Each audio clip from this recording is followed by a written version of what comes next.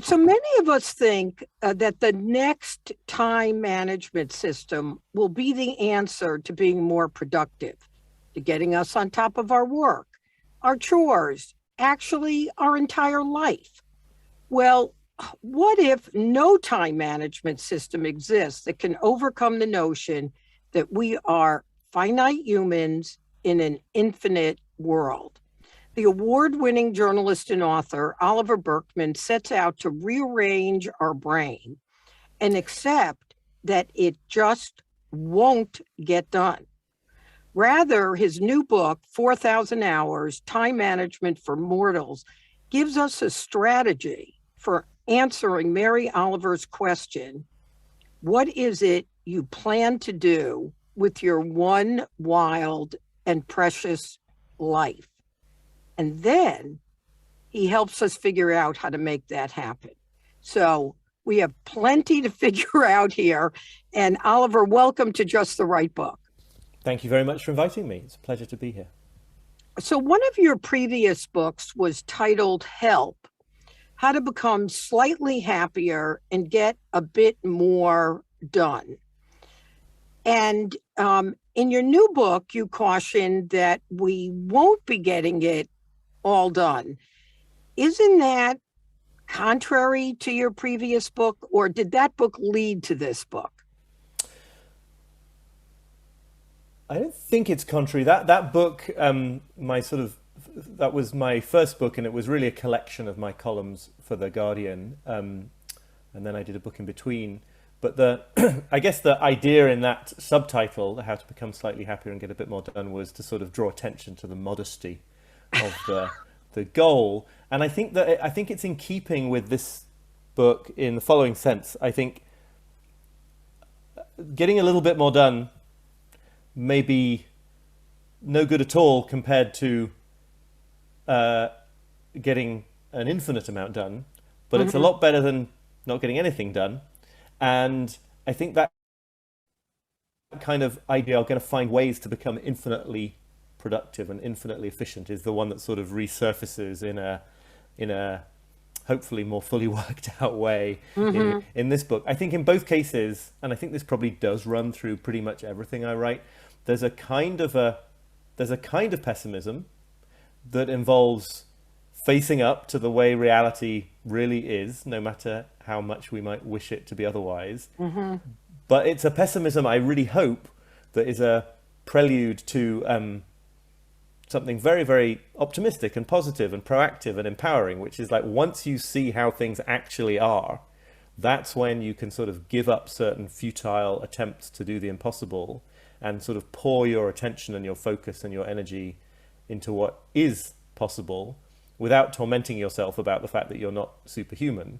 So I feel like it's all in keeping. It's all about sort of embracing the non-negotiable truth of our finite nature, not, just to be despairing and resigned and nihilistic, but precisely because it's denying that truth that keeps us sort of from making progress on the things we care about the most. Well, so Oliver, I actually, my takeaway, and we'll get to a lot of the details, was not that it was pessimistic, but that it was realistic, and that we, what I think you helped me understand as I was reading through this is by avoiding being being unrealistic, that you really set yourself up to either be, the little rat running around in the whatever that thing is called. Treadmill? What's it called? Is it a hamster wheel? I don't know. A hamster wheel. Yeah. I guess maybe it's a hamster in a hamster wheel, not a rat. Right. He's in the wrong cage. Exactly. I found it, I use that word rearranging the brain in the introduction for a reason, because I do think some of what you're guiding us to think about is about rearranging our brain, where it's telling us one thing and maybe we need to think about it differently. So here's this is a lot of stuff I'm going to say, and I'm taking it from the book, but I think it helps lay the groundwork. So you remind us the day will never arrive when you have everything under control, that you've got the flood of emails that you think you're going to contain. You've got a to-do list that seems to just get longer. You're trying to meet all your obligations at work and at home. You're trying to make sure nobody's angry with you for missing a deadline or dropping the ball. And that when the fully optimized person you've become can turn at long last to the things in their life that life is really supposed to be about. So you're telling us we're never going to get it done. I want to talk about practically what that looks like. And let's start with the thing that I think we all deal with all the time. These goddamn emails that just keep pouring in. So one time management theory is, what's it, zero inbox? Inbox zero usually, but yeah, whatever. Yeah. Inbox Exactly. zero. So tell me how what you call the theory of cleaning the deck actually is not the right thing for us to do. Sure. I have a slight suspicion this room might be about to get invaded by a 4-year-old, which will be a special exclusive for your live listeners. So apologies in advance. Maybe it's not going to happen after all now. Okay. I think the really important thing here is to get a sense, for me anyway, one of the big discoveries as I sort of was researching this whole area is it's like how much effort we put into a certain kind of avoidance, into a certain kind of not consciously feeling what it's like to be finite creatures with limited time, limited attention, limited all sorts of other things, and how much it's possible to see modern productivity culture, modern approaches to time management as ways of sort of furthering that avoidance, making you feel that someday soon, tomorrow, next month, next year, because it's never now, but it's always sometime in the future, you might finally achieve that kind of godlike position over your time that would enable you not to have to feel, as one of the psychotherapists I quote in the book puts it, imprisoned, claustrophobic, and constrained by reality, which is where we all are, but we have differing degrees of ability to sort of face it and feel it. And I think a lot of, just to make this very practical then, a lot of what I'm calling in the book clearing the decks, that idea that you're going to get into your office in the morning, say, or to your desk and spend a few hours or an hour, tying up all the loose ends, getting all the emails out of the way, and then you're going to find this wonderful expanse of time to focus on what matters the most. Or maybe it's not on the level of a day. Maybe it's like, okay, for the next few months, I've just got to attend to all this nonsense because I know that later on I'm going to really get to the meat of what things are about. And this occurs in a million other ways as well. That, I think people do that, and I think I spent years doing it for that feeling of not being constrained by reality, for that feeling of getting on top of everything, having your life sorted out with a capital S and a capital O, and it doesn't work, firstly because the decks keep on filling up and, there's no real reason to believe that there's effectively infinite inputs, right? You can get an infinite number of emails effectively. You can feel an infinite number of obligations being placed on you by your boss or your family or your society. You can have an infinite number of ambitions for your life, or at least effectively infinite. Here we go. I'm sorry about this. One moment. I'm actually recording. My apologies. 1 minute. That's okay. This is how you really manage time. You pick up your 4-year-old and move them.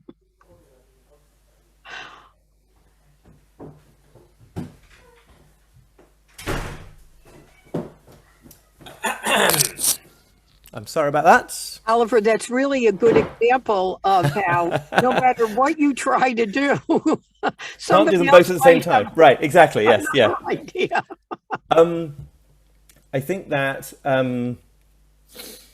the finite the fact that we're finite and the inputs coming into us are effectively infinite means that you're never going to get to the top of them. In fact, if you get more efficient at dealing with them, what happens is you just get more of them, because we can talk about the various different reasons why, but one obvious reason with email is if you get really good at replying to email, You get more.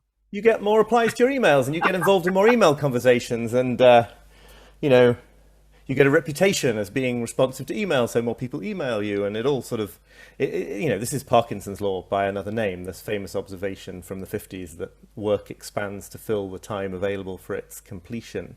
And so clearing the decks, I think I understand the emotional motive for wanting to clear the decks, and I think it does ultimately, connect distantly to our mortality and not wanting to face that. But it's just a bad way to actually make time for the things that you care about the most. I'm talking in shorthand here. Obviously, some people's most important work will be conducted through email, and so these descriptions won't exactly apply. And so above all, I think this is a matter of sort of learning to kind of hang out with or get friendly towards or maybe lean into, if I'm allowed to say that, a certain kind of discomfort, a certain kind of slightly unpleasant feeling that comes from, for example, knowing that while you spend the first 3 hours of the day focusing on the piece of writing you really care about, to use an example from my life, that things will be piling up in the inbox, that you will in some sense be, losing control of your time. And that the goal with that kind of the discomfort of finitude has to be to sort of see why you're feeling it and not focus on trying to eradicate it in favor of this position of power and control, but instead just sort of accept that it sort of comes along for the ride if you're going to be spending your limited time on things you really care about. So, Oliver, when I thought about this, it led me to these series of things that that occurred to me. So I am a to-do list maniac. Now, I did start my life 20 years as an accountant, keeping track of my time in increments of 6 minutes. So you can see how inbred the idea of exactly the antithesis of what you talk about, that time only has value if its outcome could be measured. But so I'm a to-do list maniac. So now and again, I plow through my to-do list, which might even include quiet time or a walk or very quick exercise, and all goes according to a plan. And I am one happy camper. I mean, I'm a really happy camper when one of those days happens. But more often, my plan gets derailed by life, from a call from a friend in need, or some unexpected urgency at work, or one email leads to another, and then I'm reading the newspaper, and then I read the newspaper, which makes me curious about geographically where that place is or who that person is. And, and I'm going down a rabbit hole, and it could be 4 hours goes by, maybe a day goes by, and I've done none of the things I intended to. But in there was a decision, right? So I got back to a needy friend that maybe I always find annoying and maybe is one of my dearest friends, that we're making decisions in there. And this was a critical thing that I think you talk about, is that there is an element of a fear of missing out on something. There is an element of if you're not getting to the emails, you're also deciding who you're going to get back to or not, and what's important to you or not. And there are going to be ramifications for that, right? Either you'll develop a reputation for not getting back to people, or you have a friend that's going to be offended because you're not getting back to their email. I don't know whether your idea is that we have an auto reply, say, I'd love to get back to you, but I can't, or we're deleting it, but how does that practically look when you say, you know what, I'm going to spend an hour a day, 2 hours a day, getting back to my email, and I'm not going to do it first thing in the morning. what does that really look like when you're doing it? I think there are two interesting topics here to untangle, and one is about planning and the degree of control that we can sort of expect to exert over how time unfolds. And then the other is about trade-offs and the fact that time being finite means we're always making choices. So on that first one, I mean, I think, yeah, another way in which this desire to feel a kind of mastery over time tends to manifest, especially for people who come from families of sort of compulsive planners like I do, is definitely to want to sort of try to reach out from the present to control the future by mapping out exactly how it's going to go. And then firstly being constantly slightly anxious because you know deep down that you're not really controlling the future. So you're always waiting to see if it's going to turn out the way you want. And then secondly, being sort of irritated or considering your things to have failed when reality sort of collides with that plan. And I think, you know, a very practical thing there, again, it is a mindset shift. And I think all of this is a mindset shift rather than a very specific technique. But a big moment for me was when I realized that I could honor the part of myself that wants at the beginning of the day to draw up a little schedule about how things are going to unfold without it being a manifestation of this very sort of unhealthy desire to force reality to go my way. Because you can just hold plans very loosely. You can remember what the American meditation teacher Joseph Goldstein says, you know, when he says that what we forget is that a plan is just a thought or a statement of intent that you write down on a piece of paper. It's fine. Have a plan for the day and also be completely accepting of the fact that it's going to change 20 times when events change underneath you, right? You can do both those things. I sometimes think it's like, I mean, the problem is I know nothing about maritime navigation, but I sort of imagine that it must be like maritime navigation, right? Where you're constantly sort of setting a course, you're accepting that you're going to veer off the course, then you set it again, and you use it to get broadly to the end of the journey through the day. But that's not because you managed to kind of dictate how things would go. It's that you had one sort of game plan, and you were sort of brutally realistic about the fact that that your thoughts at 8 o'clock in the morning about where you'd like the day to go are kind of, you know, they're an opening bid in a process, right? I mean, that's all it can like really that, be. an opening bid. And then the other point, they're talking about missing out, and I mean, I think there's something really central here, again, which I talk about in the book, which is just like, okay, it follows from having finite time that any decision to do anything with an hour is a decision not to do all the other things with that hour. Right. So again, I think this is this kind of realism that ultimately I think is really a relief and a liberation, because once you see that you're going to be neglecting some stuff today, in fact, most stuff, no matter what you do, that just comes with being human, well, then you can stop beating yourself up about neglecting most things, right? And you can turn instead to the question of, what am I going to choose to neglect? Like, what shall I focus on and what will I neglect? Instead of this notion that you might somehow manage to not neglect anything important. I think this is really central for those of us. This might not apply to everyone, but for me, certainly, I had, like, for many years, and I'm sure still to a large extent today, a lot of kind of self-worth or self-esteem wrapped up in the question of how productive I was being. And that might not be the worst thing in the world. But if you're telling yourself in the back of your mind that you haven't really justified your existence on the planet today unless you've managed to, like, do all the things that seem like they matter today, then that's just a recipe for self-reproach, because you definitely aren't going to have time to do all the things that seem like they matter. That's kind of built in to the situation. So, you know, I think that's a huge burden lifted myself to see that not, you know, that missing out on certain experiences, neglecting certain duties, disappointing certain people, failing to realize certain ambitions, like, that's going to happen because your reach exceeds your grasp just as a conscious human being. And then it's just a question of how to do that most artfully and the most wisely, instead of trying to avoid it happening at all.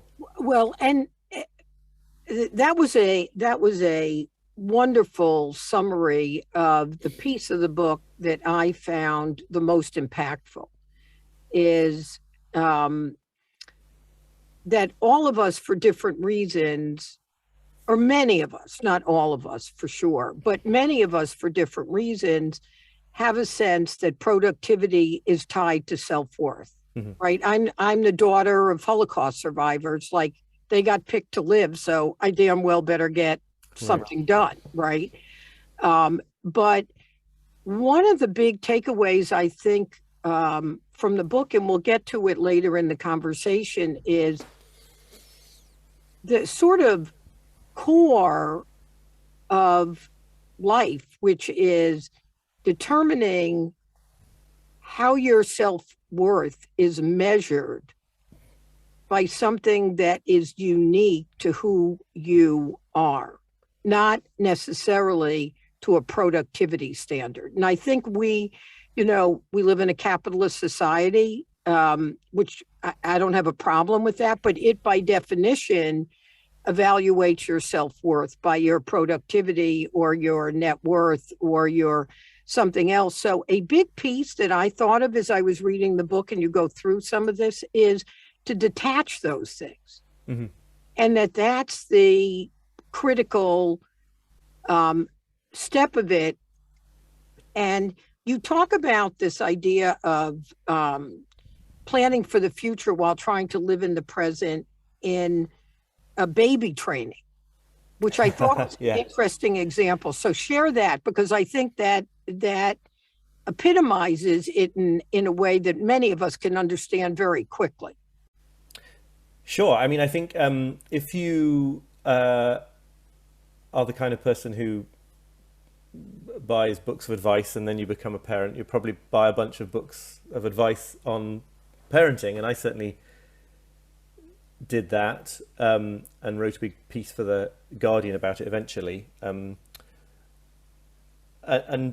what I'm sort of saying noting in the book is how the focus of all these books, even though they are sort of at each other's throats, and there are these very big ideological differences in how you should be parenting a newborn baby, they all have this fundamental focus on the job being future oriented, on a sort of instrumentalist approach to time that says you need to do the right things now for your child's later childhood and adulthood. And they implicitly measure the success of whether you're a good parent by this moment in the future when you'll be able to say that you sort of produced a good adult, a successful adult, or not. And I think this is, I think it's a specific example, a microcosm of something that we all do with time, whether we're parents or not, or have recently been parents of newborns or not, which is to put all the focus on the future goal and to judge the value of a moment by whether we're using it well for the future, for this future purpose. And if you, to some extent, you should do that, and you have to do it, and we probably can't avoid doing it as, evolved creatures. But if you do it exclusively, and it, as you say, it's a mindset that the economic system we're in definitely sort of reinforces, the result is that you drain the present moment of your life of all its value, and you put it all into the future. So you are, it's really odd when you stop and think about it, as I eventually did, to make all your decisions, or lots of your decisions, about how to sort of relate to your 0-year-old child on the basis of the future. So, for example, one very obvious example in all the sleep training stuff is that, it's a really bad habit to let your baby get into the habit of falling asleep on your chest, because then eventually what's going to happen is your baby's going to really need to be falling asleep on its mother or father, and then won't be able to put themselves to sleep, and it'll be chaos in the household, and people won't be able to get back to their jobs, which implicitly is often the real agenda between, well, as it needs to be, of course, for most people in our present economic situation. And just no consideration on this one example of whether it might just be a really nice thing for the baby and the parent in that day, in that present moment, to fall asleep together in that way, right? So you can disagree on the specific example, but the idea that the only question you're asking about that relationship there in the present moment is whether you're creating a bad habit for the future is just really an odd one. And I also quote Adam Gopnik, the New Yorker journalist, making a similar point about sort of like gory, very violent and gory video games that, you know, you might or might not want your sort of 12-year-old to be playing all day long. And there's sort of two questions there. One is it going to turn them into a psychopath as an adult? And the evidence on that is extremely not persuasive, as I understand it, that video games have this kind of long-term deleterious effect. And that's the only question that gets asked when people have this debate about whether these things are good or bad. But also just it might not be an optimal way of spending your childhood, to be spending lots of time sort of immersed in that sort of digital blood and gore. Or it might, you know, I do realize that the video games especially is a topic that people tend to get incredibly exercised about, and then they send you 8,000 emails. And I've got enough emails. But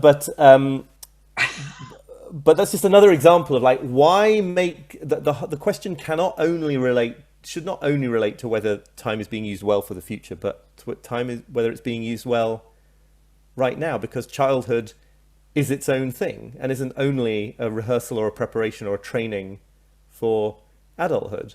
And in the same way, you know, every day of your life is its own thing and isn't only a preparation or a training for somewhere that you're headed. So Oliver, because that balancing the present with the future, right? You know, I was a teenager in the 60s, so we were the hippy dippy. I wasn't a hippy dippy, but there were hippy dippy of my age that were, you know, you got to live in the moment. You can't be spending your life trying to plan for the future. So on the one hand, we have people very living in the moment, and you talk about what that means in your book. And then we have the diligent couple or person that, you know, put one foot in front of the other. They did their job. They never loved their job. They maybe lived for the weekend, but really they were plodding towards retirement. Mm-hmm. And then they get to the retirement age, and you do have the awful stories where somebody didn't make it to it, but you have plenty of stories of that 40 years of working paid off, and they are happily retired with their savings in the bank. And that worked. How do you advise we think about balancing those two things of living in the moment and planning for the future? Well, I definitely sort of have a little bit of a rant in the book about the idea, the sort of advice to be here now, even though it seems like that might be what I'm pointing towards, as its own kind of really weird and difficult challenge. And that if you really do sort of spend your days really trying to be in the moment, then you tend to just end up very self-consciously asking yourself whether you're sufficiently present in the moment, and it's sort of self-undermining. I think there is not a nice, crisp answer here. It is just this question of balance. It is this question of tacking between the two emphases, making sure you're focusing on one some of the time, but not to the expense of the other. I think obviously meaningful work, which we're not all lucky enough to have, of course, and it's not good that we live in a society that denies it to so many people, but meaningful work ideally fuses both in the same act, right? Mm-hmm. So the ideal is that there is a present moment sense of meaning in the thing that is also helping you save for retirement, or build your reputation, And or think about what that whatever it might is. be. Yeah, and I think I think that's what makes work any work in some sense creative, or a site of growth. I love that the Jungian therapists all like to use the word generative a lot. I think that's good. There's something about your work in this ideal case that is sort of making you a little bit more fully who you are or who you were meant to be. And then I do think it's worth having in a life, and I try, it's something I definitely have struggled with, but like to have a handful of things in your life that you really do only for the experience of those things themselves. And I write in the book about the philosopher Kiran Setia, who's coined this term atelic activities to refer to things that just where it's very obvious that the value is for themselves and not for something else, or not for some place they're leading up to. And hiking is an example that I go into in a little bit more depth. I loved that distinction of those two, the atelic and telic, I think was the other word. Yeah, no, I mean, all just from telos, right? From the idea that like certain things are defined by the culmination that they are leading towards. It doesn't make sense to think of hiking in this way, and it doesn't make sense to think of hiking as something to subject to sort of the ethos of productivity or anything else, because you're not going to get, if you're someone who loves hiking, which I am in a sort of amateurish way, you're not waiting to get to a point in life where you say, okay, I've done the hiking I was intending to do. You will stop, but you won't finish. I think that's the distinction that Setia so Oliver, the other piece that I thought informed how you think about this is how you talk about impatience as a kind of addiction, and that how the development of patience is creating freedom. Talk a little bit about that, because I think that's not a concept that we often think about. Yeah, I mean, I really loved exploring this part of the topic, because there's some really interesting work being done and a few interesting people sort of living as examples of this kind of patience. I think, again, just to slot this into the overarching theme here, impatience is basically an emotional reaction to not being able to make the world go at the speed you want it to go at. I think that's a fairly, sort of watertight definition, which again comes from this quest to feel this kind of unrealistic kind of control over time, right? To feel that things can go along with your plans, that you can get things done at the speed they need to be completed, and then reality sort of stubbornly resists and says, in all sorts of cases, like, no, there's a traffic jam right now, and so you're going to have to wait for it. Or a little bit more subtly, if you want the benefits of reading this novel, you're sort of just going to have to slow down to the speed that the novel demands. Maybe in certain reading contexts you can benefit from like speed reading or something, but not for, a kind of fiction experience. That's another example of something that just takes the time it takes. And so patience in this context is the ability to let something take the time that it takes, even though you've got this kind of inner urge to kind of make it run to your schedule and not have to wait around to let things work themselves out and work their effects on you. And in the book, I do this thing. I went to meet this art historian at Harvard called I love that story. Jennifer Roberts, who she has all her students choose a painting or sculpture in the Boston, Cambridge area, and then go and look at it for 3 hours straight. And I did this. 3 hours is a long time to do that. Yeah. And she knows that. And it's really unpleasant at first, I can testify. Even when they give you a nice little folding seat in the Harvard Art Museum, which they did, it's still it's still pretty agonizing. And she knows that it's agonizing, and her argument is that, you know, it takes a lot longer to see visual arts than it does to look at them. You can look in a minute and convince yourself that you've seen all there is to see, or you can, if you're sort of forced by your teacher or whatever to spend this time, you sort of run up against the impatience, and you run up against the emotional sort of distress of not being able to get up and go and do something else, and, you know, get life moving again at the speed you want. And then on the other side of that, you do literally, in my experience and in hers, and I think her students as well, you know, you start to see things in the painting that you didn't see. I'm not even speaking metaphorically. I mean, just literally. Literal. Right, like shapes and shadows implying things, and sort of changes of the gradations of color that you hadn't noticed, and like it's real. And I only get there by sort of being willing to push through this agony. And she makes the really interesting case that, like, patience didn't always used to be this kind of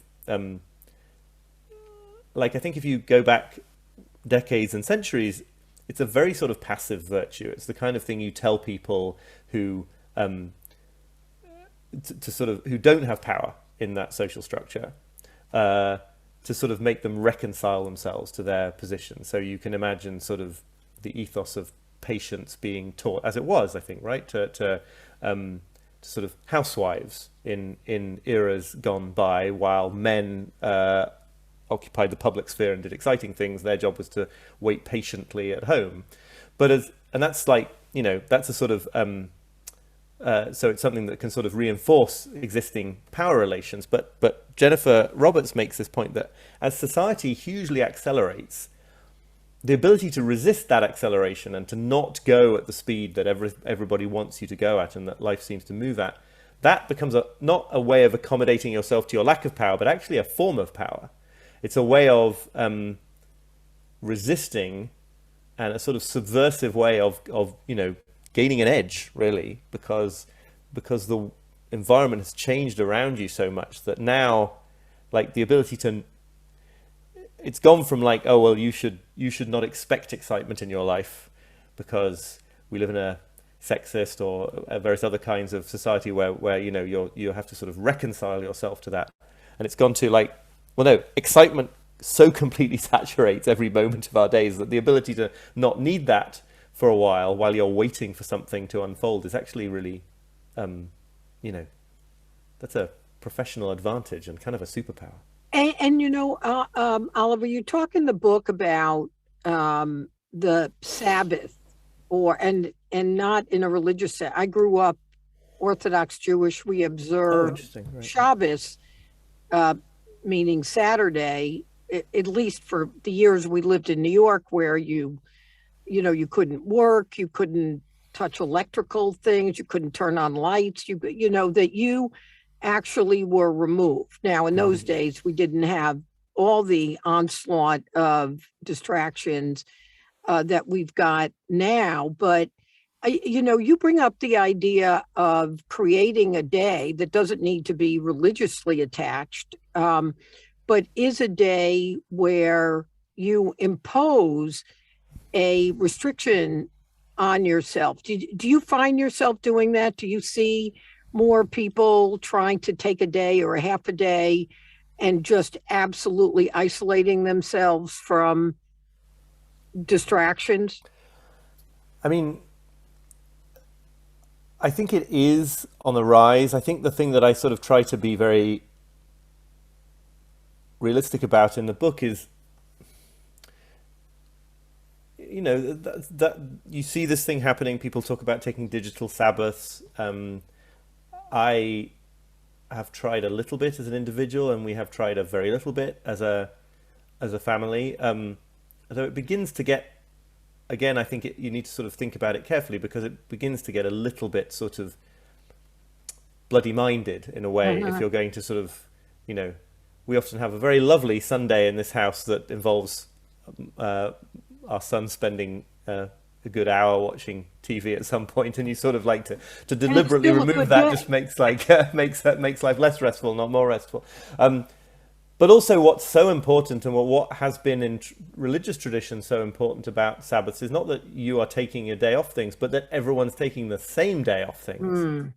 And so certain environmental pressures switch, right? And if nobody, if I mean, to take an obvious example, if the shops are closed, then it's very easy to not spend your whole day engaging in consumerism because the shops are closed.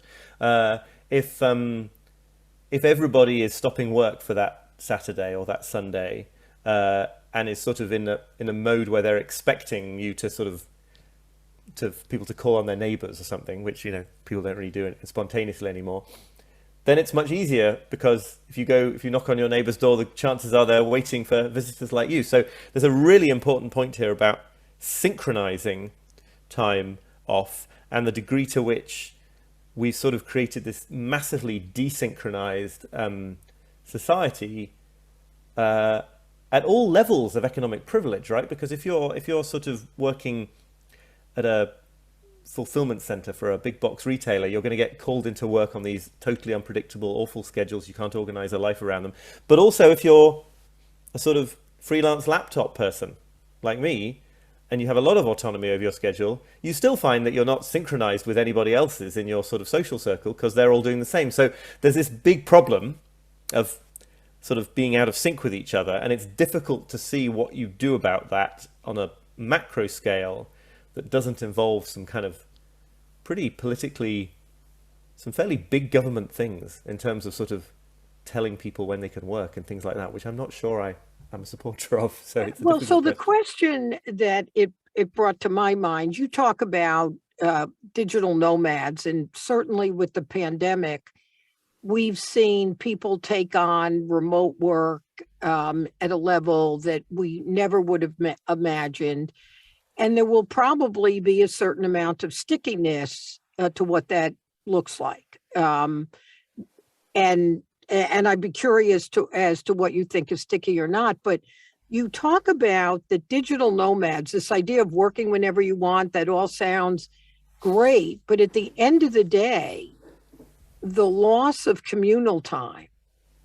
And you talk about some experiments have been done so that, and it connects to your idea too of the Sabbath, that all of what you're talking about reminded me that the need for us to be with others with a sense of community, and how you do that, and how you create that without creating too much structure, right, or obliging people to get involved in religious activities, is a puzzle that we haven't quite figured out.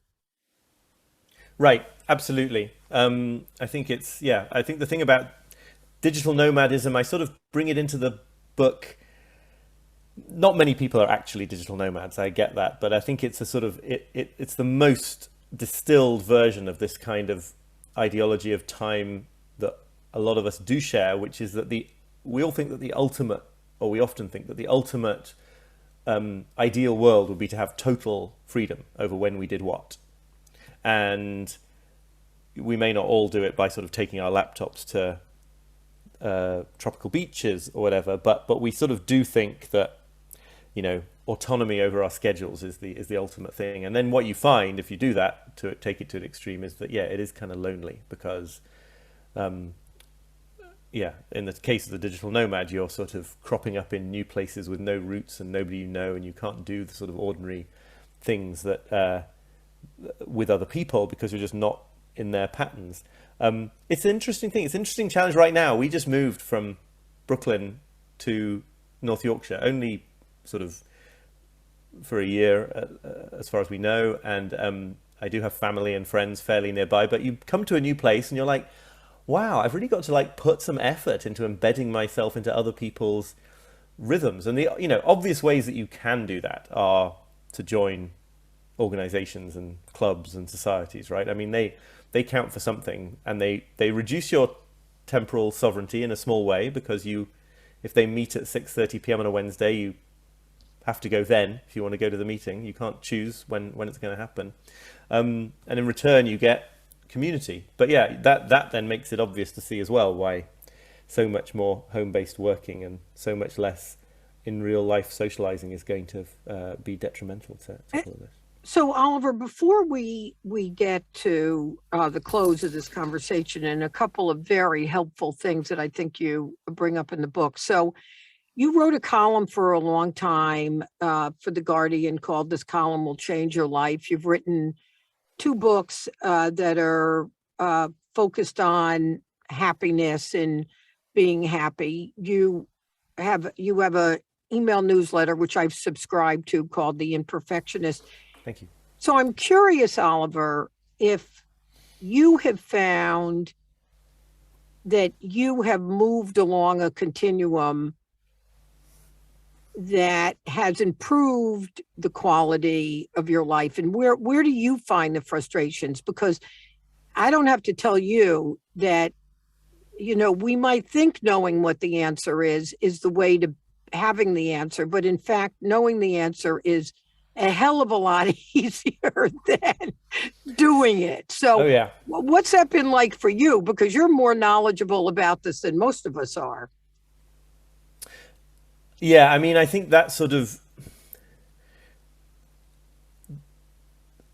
that question of living the things that you grasp intellectually. There may be personality differences here, but for me, it's always that order. It's very straightforward, right? I can get a handle on certain concepts and figure them out really super easily, and then it takes months and years to try to bodily sort of live into them. And actually, writing the book was an example of that, because I sort of got some useful clarificatory conceptual insights quite early on. But then in order to actually write it and finish it, I found I did have to sort of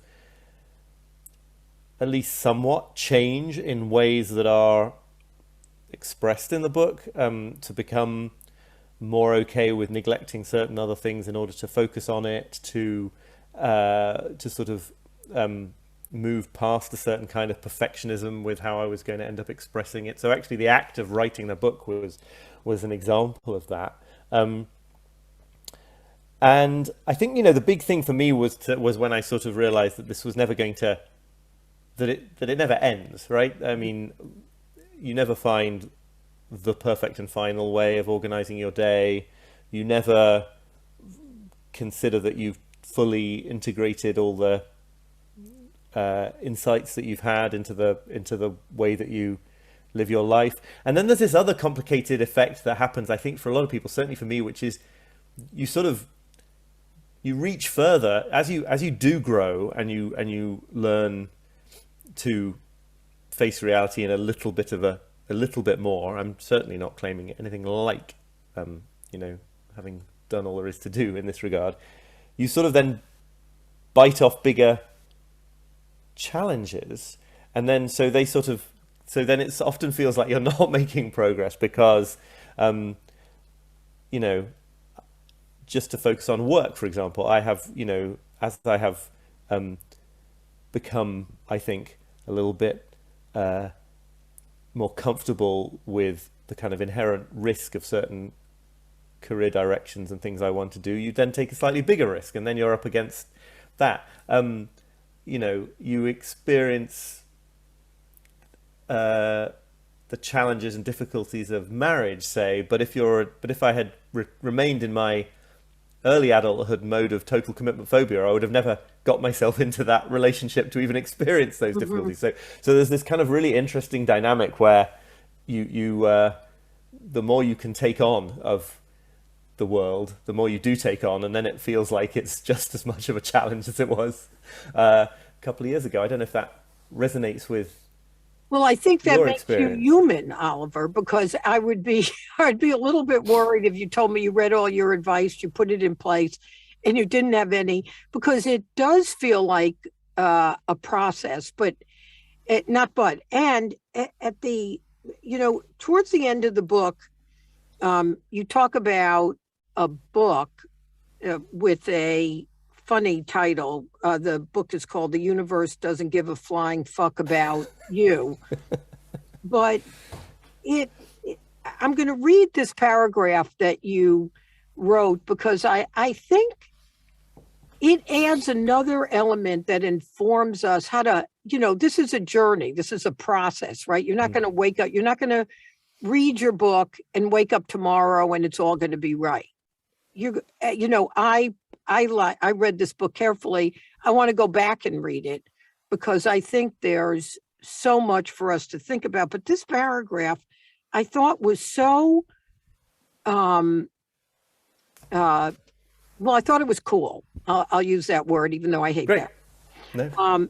So the paragraph is, no wonder it comes as a relief to be reminded of your insignificance. It's the feeling of realizing that you'd been holding yourself all this time to standards you couldn't reasonably be expected to meet.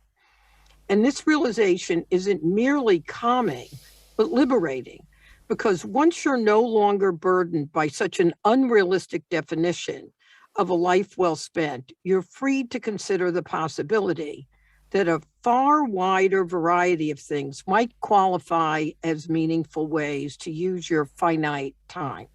You're free, too, to consider the possibility that many of the things you're already doing with it are more meaningful than you'd supposed, and that until now, you've subconsciously been devaluing them on the grounds that they weren't significant enough.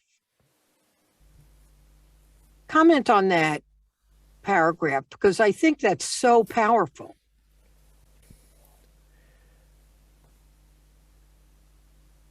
I guess part of what I want to do here is to translate this question of what it means to be finite creatures with minds that can sort of conceive of the infinite onto this grand stage of, the meaning of life. And how the pitfall that we run into here is setting up all sorts of demands, especially in the sort of fame and celebrity fixated culture that we live in now, where a meaningful life means being incredibly extraordinary, or means affecting millions of people, or means being remembered thousands of years after you're gone, or, putting a dent in the universe, to quote Steve Jobs. And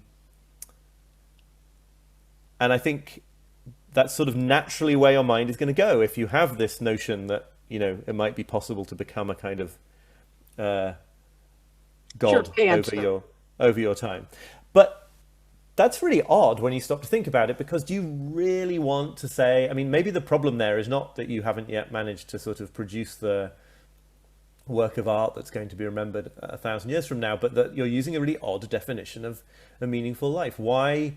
And here I'm sort of borrowing from the work of a philosopher called Ido Landau. Why should that be the definition of a meaningful life? And do you really want to say that, a life, several years spent focusing your time on caring for an elderly relative, or several years spent providing, nutritious meals and a loving home environment for a kid? Do you really want to say those don't count? I think most of us intuitively feel that those are meaningful ways to spend time, even though 1,000 years from now it's not going to mean anything.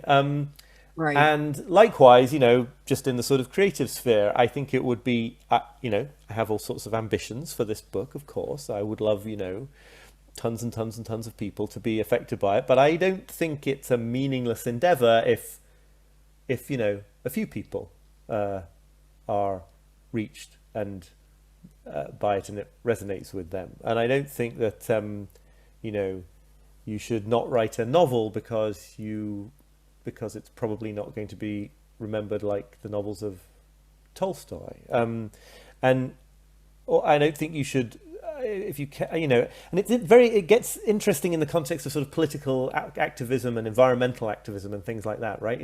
Is it meaningless to work on making your neighborhood a little bit more environmentally friendly, even though, it's very hard to see that that's going to have some kind of decisive impact on the fate of the global climate? I think there's important questions to be asked here about the standards that we're bringing, and whether we're sort of setting the bar at a place where it just rules out almost all of what humans are good at doing and find absorbing and meaningful. to do. And Oliver, to that point, I mean, it would be easy to think one way as we're talking about this conversation, to get sort of stuck in a nihilistic way of, then nothing matters, this whole that going down that train of thought. I actually felt like you brought me as a reader back to how much meaning there is. But the 5 questions that you come to at the end of the book, I think are really such brilliant questions, Oliver, that